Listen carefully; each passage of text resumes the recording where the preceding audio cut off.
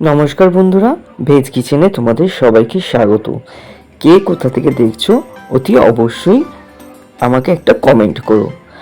আর নিত্য নতুন নিরামিষ রান্না দেখার জন্য আমার চ্যানেলটাকে অতি অবশ্যই সাবস্ক্রাইব করতে ভুলবে না। তাহলে চলো, আজকে আমি একটা খুব সাধারণ রান্না তোমাদেরকে দেখাচ্ছি।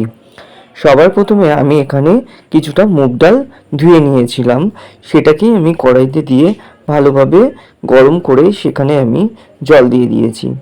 তারপর দিয়ে দিলাম এখানে হলুদ, তারপর আমি এখানে একটু নুন দিয়ে দিলাম।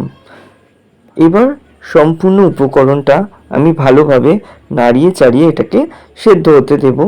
আর দিয়ে দিলাম 3টে কাঁচা লঙ্কা।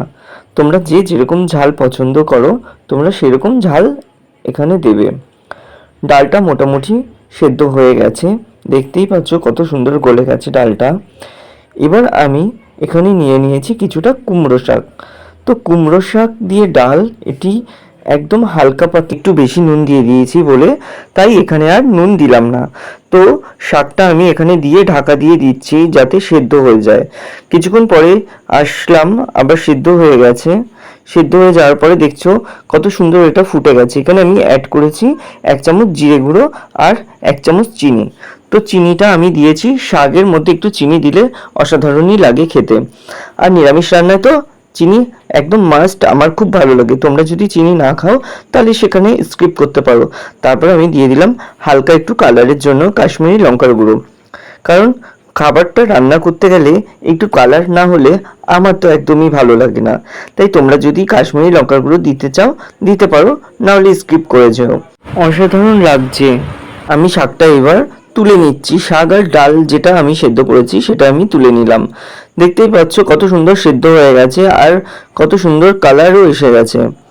আমি এই শাকটাকে তুলে নেওয়ার পরে আমি সেই কড়াইতেই আবার কিছুটা সর্ষে তেল দিয়েছি। এখানে শুকনো লঙ্কা, জিরে আর কালো জিরে, এই 3টে আমি একসাথে এখানে আমি ফোড়ন দিয়েছি।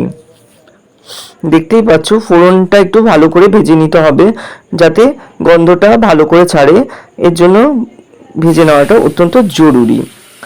যখন ফোড়নটা ভালো করে ভাজা হয়ে গেছে আমি ওই শাক আর ডালটা আমি এখানে ফোড়নের জন্য দিয়ে দিলাম। অসাধারণ একটা গন্ধ, যেটা যে রান্না করবে সে ছাড়া আর কেউই বুঝতে পারবে না। সবসময় আমিষ খেয়ে যাদের মুখ আর ভালো লাগছে না তারা এইরকমই ঘরোয়া নিরামিষ রান্না শেখার জন্য আমার চ্যানেলটাকে সাবস্ক্রাইব করে আমার পাশে থেকো।